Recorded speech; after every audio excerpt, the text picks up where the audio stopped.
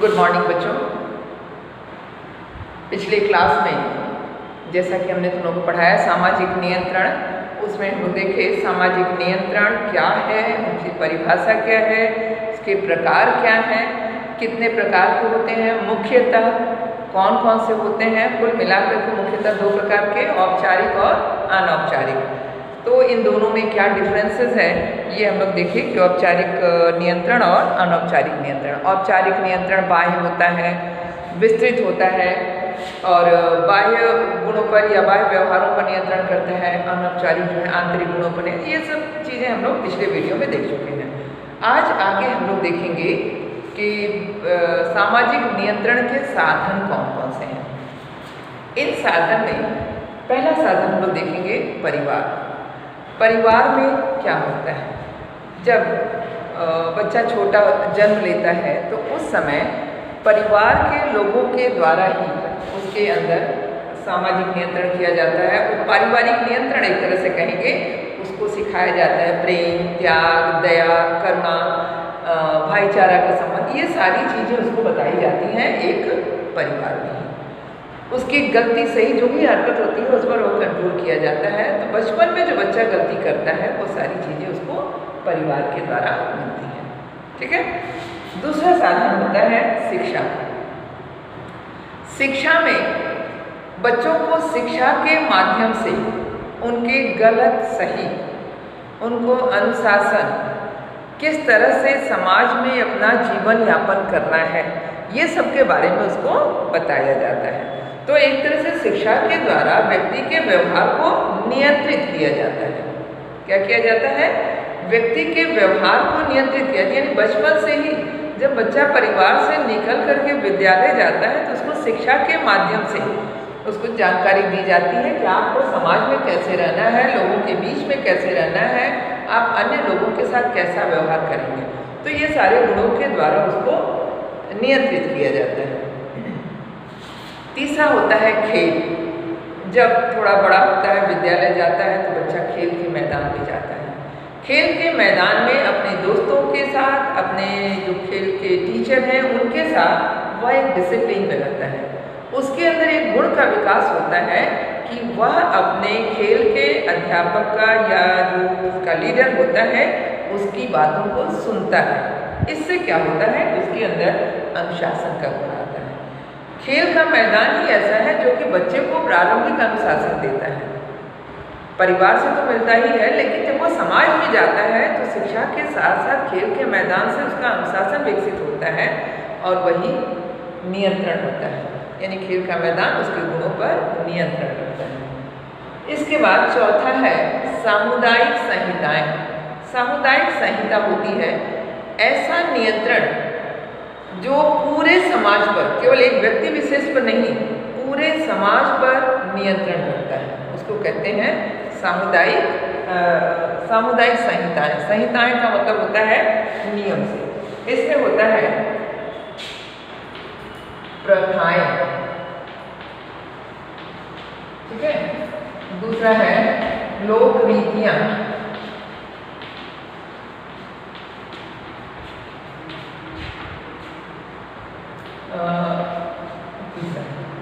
तीसरा है रूढ़ियां।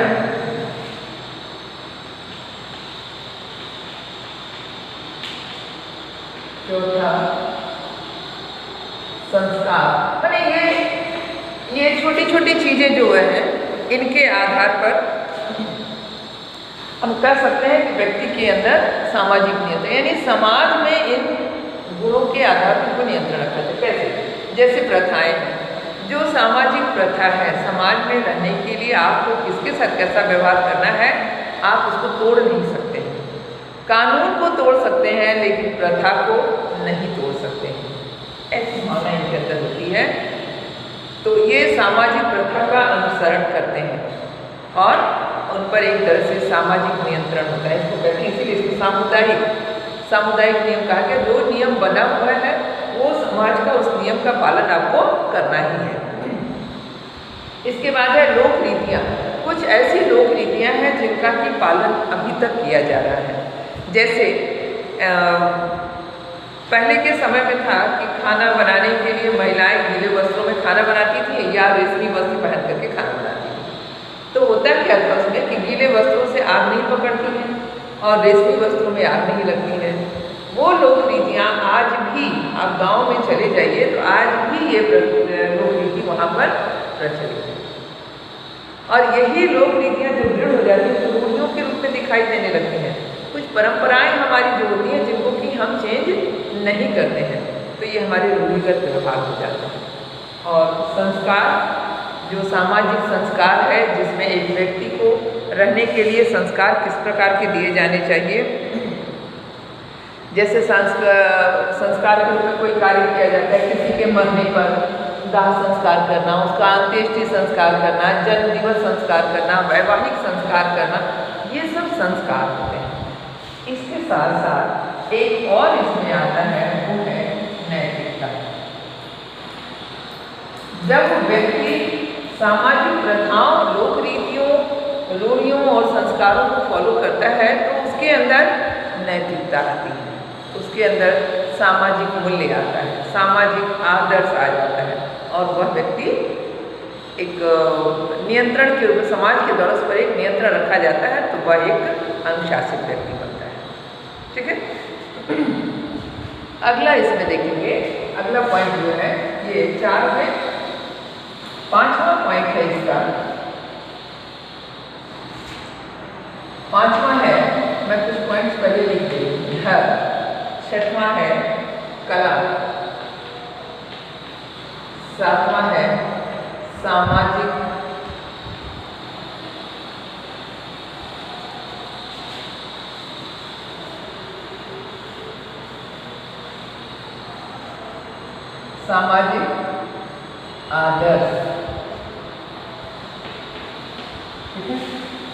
8वां है संगीत, कला संगीत हो गया, सामाजिक आदर्श, नेतृत्व। 9वां है फैशन,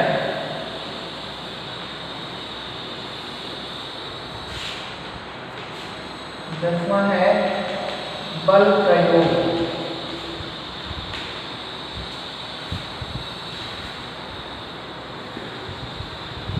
तो ये अगला देखेंगे। अगला पॉइंट है धर्म। धर्म के आधार पर अगर हम देखें इसको तो व्यक्ति के अंदर अपने अपने धर्म के प्रति आस्था होती है, जैसे ईश्वर से जुड़ा हुआ होता है और किसी का डर लगे या न लगे गलत सही का निर्णय करने के लिए वह भगवान से एक बार डरता है, यानी उसके अंदर जो है भगवान के प्रति धर्म की जो भावना होती है। यदि आप ऐसा करेंगे तो आपका अनिष्ट हो जाएगा, धर्म के कार्यों को अगर आप गलत ढंग से करेंगे तो आपका अनिष्ट होगा।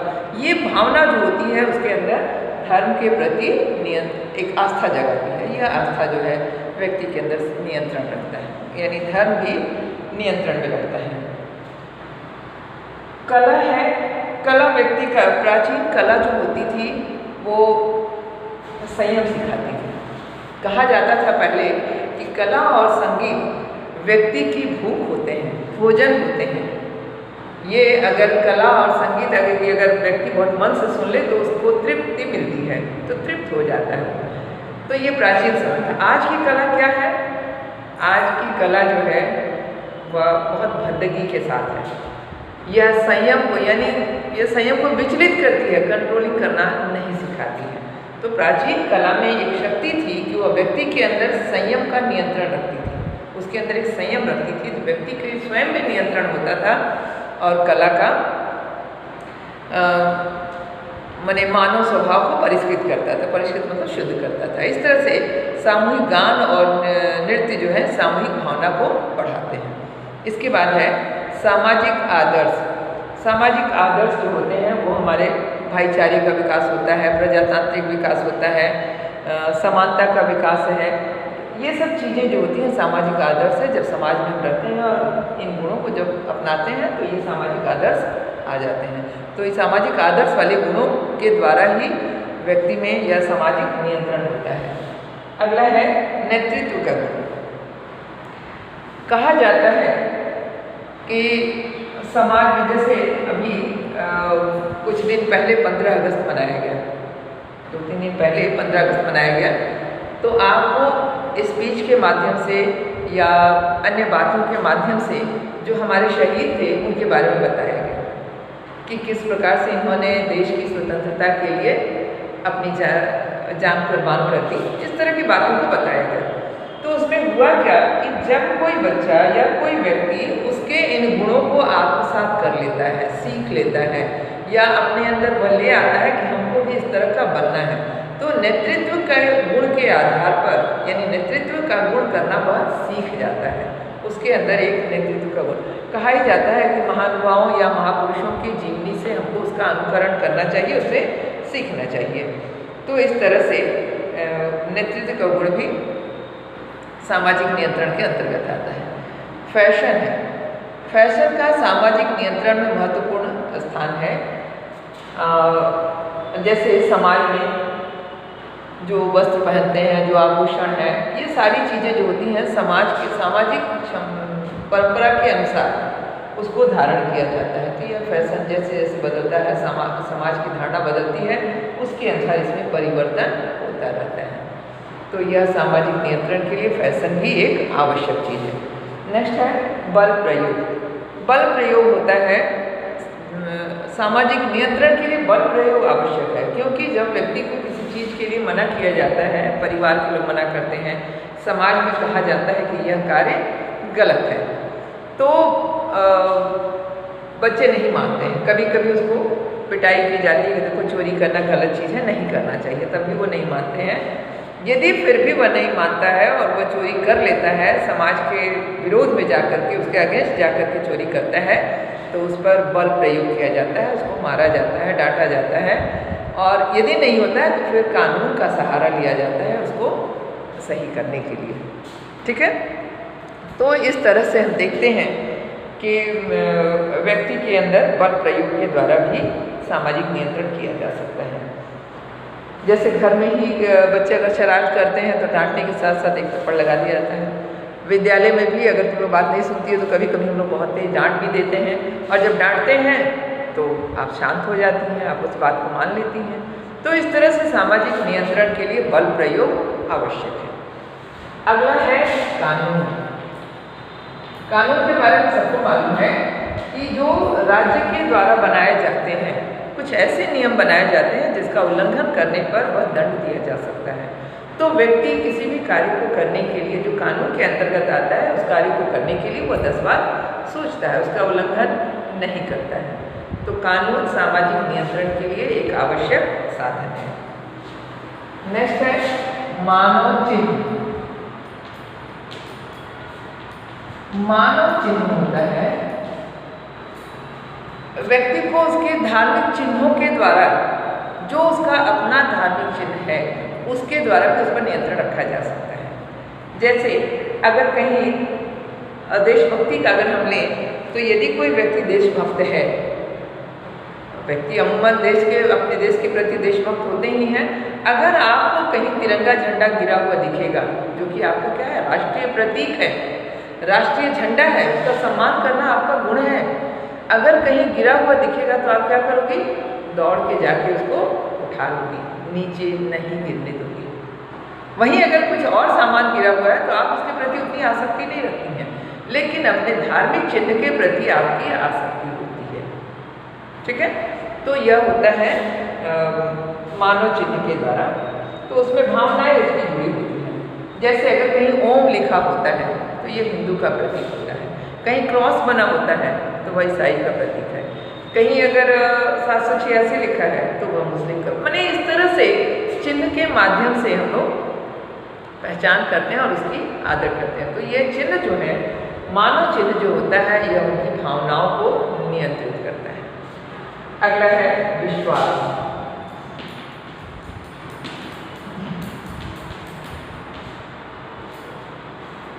ये सबसे बड़ी चीज़ है, सामाजिक नियंत्रण के लिए सबसे बड़ी चीज़ है कि विश्वास किस पर किया जा सकता है। विश्वास ऐसी चीज़ है कि चाहे वो ईश्वरीय सत्ता हो या मानव सत्ता हो, सब पर विश्वास करना आवश्यक है। पहले प्रकार का विश्वास में होता है कि मानव के आचरण पर नियंत्रण रखने वाला प्रारंभिक विश्वास यह होता है कि प्रकृति हमारी रक्षा करती है। यह एक ऐसी शक्ति है जो कि हमको नियंत्रित करके रखी है, हमारे क्रियाकलापों को नियंत्रित रखती है।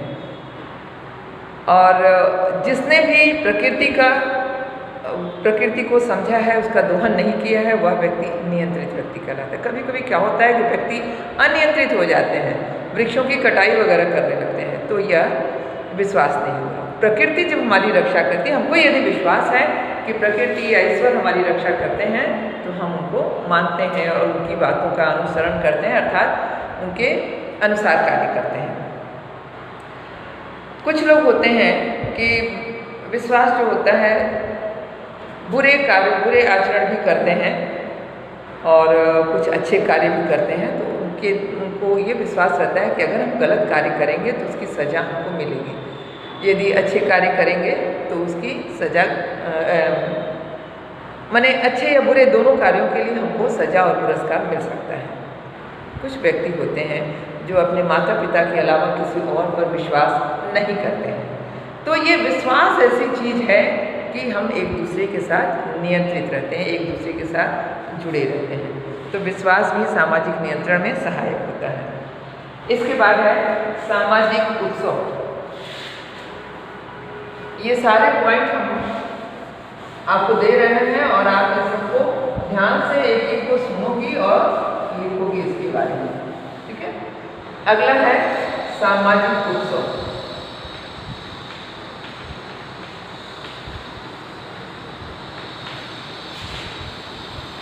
सामाजिक उत्सव क्या होता है? समाज में बहुत सारे त्यौहार मनाए जाते हैं, होली, दिवाली, दुर्गा पूजा, बहुत सारे त्यौहार मनाए जाते हैं। इस सामाजिक उत्सव में व्यक्ति अपने परिवार के अनुसार उनके उत्सव में सम्मिलित होता है। यह सामाजिक उत्सव ही एक नियंत्रण का मुख्य साधन है, क्योंकि इसमें व्यक्ति जब इस तरह के उत्सवों में भाग लेता है तो उससे उसकी भावना का विकास होता है, वो भावनात्मक रूप में अपने परिवार से जुड़ जाता है। तो इस तरह से सामाजिक उत्सव सामाजिक नियंत्रण का कार्य करते हैं और प्रेम और सौहार्द को बढ़ाते हैं। अगला है प्रचार।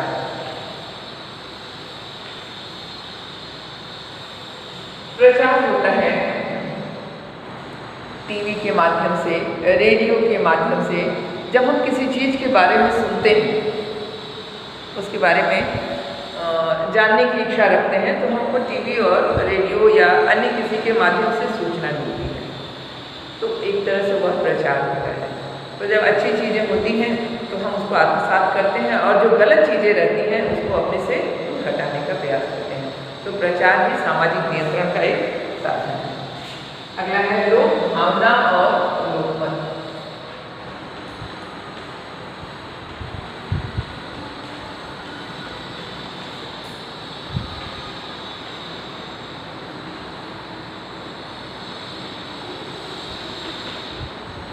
लोक भावना और लोकमत। लोक भावना जो होती है वह सबसे शक्तिशाली साधन है।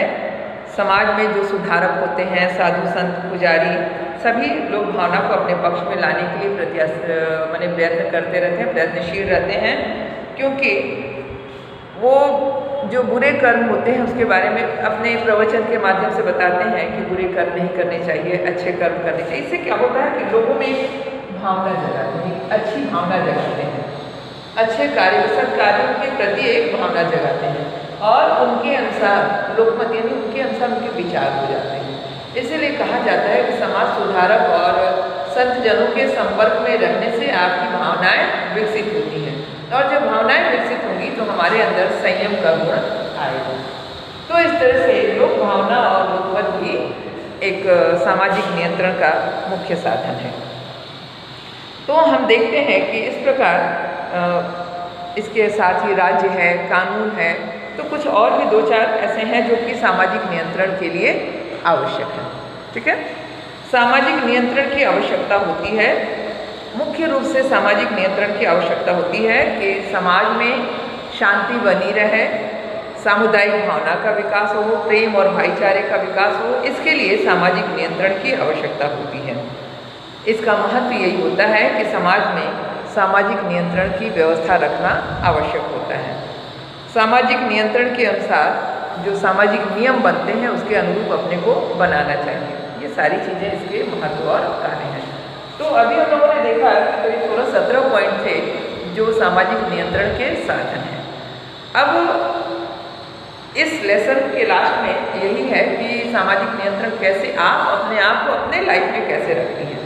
किसी भी लेसन को पढ़ने का मतलब ये होता है कि हम उसको कितना आत्मसात करते हैं। उसका कहीं ना कहीं मॉरल भी होता है। हर लेसन अपने आप में कुछ न कुछ मॉरल देता है। तो इस मॉरल को ग्रहण करने के लिए आपके अंदर भी बहुत सामाजिक नियंत्रण होना चाहिए। जैसे जब आपको क्लासेस के माध्यम से ये दिया जा रहा है तो वह नियंत्रण आपका है कि आप थोड़ा धैर्य रख करके पूरे वीडियो को देखेंगी, सुनेंगी, समझेंगी और उसके अनुसार क्वेश्चन आंसर करोगे। ठीक है, तो क्वेश्चन आंसर मैं आपको व्हाट्सएप के माध्यम से या इसी होमवर्क के माध्यम से आपके साइट पर दे दूँगी। आप इसका क्वेश्चन आंसर करोगे। अगले क्लास में अगला टॉपिक हम लोग शुरू करेंगे। अगला लेसन शुरू करेंगे सामाजिक संस्थाओं को समझना। तीसरा चैप्टर आपका है सामाजिक संस्थाओं को समझना। इस चैप्टर से रिलेटेड जितने क्वेश्चन हैं वो मैं एक पेज पर लिख करके आपको भेज दूँगी। आप फेयर कॉपी भी करोगे, लेकिन मैं पहले फेयर कॉपी देखना चाहूँगी कि कितने लोग इसमें लिख रहे हैं। जितना लिखी होगी उतना ही हमको आप सेंड करोगी। ठीक है, तो आपको पूरा समय दे देना है। फिर मंडे, आज वेडनेसडे है, थर्सडे, फ्राइडे, सैटरडे, संडे तो आपका अपना दिन होता है। ये 3 दिन मैंने आपको दिया वर्किंग पीरियड में, और मंडे हम फिर आपको पढ़ाएंगे सामाजिक संस्थाओं को समझना। ठीक है, तो आज के लिए इतना ही। Thank you.